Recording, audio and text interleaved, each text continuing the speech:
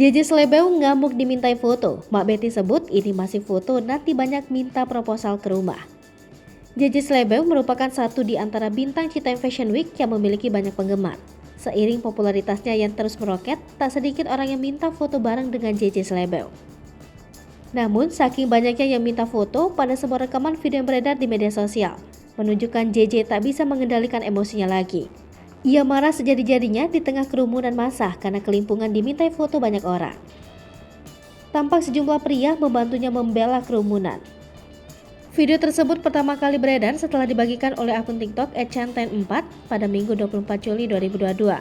Tak lama video itu viral dan semakin jadi sorotan di media sosial setelah diposting ulang di akun gosip @lambe_tura. Banyak yang memaklumi kemarahan JJ, tapi tak sedikit yang menyindir dan menanggapi dengan nada canda. Komentar yang menuai perhatian netizen datang dari seorang konten kreator Arif Muhammad yang terkenal dengan karakternya sebagai Mak Betty. Komentar Arif Muhammad disukai lebih dari 1.250 kali.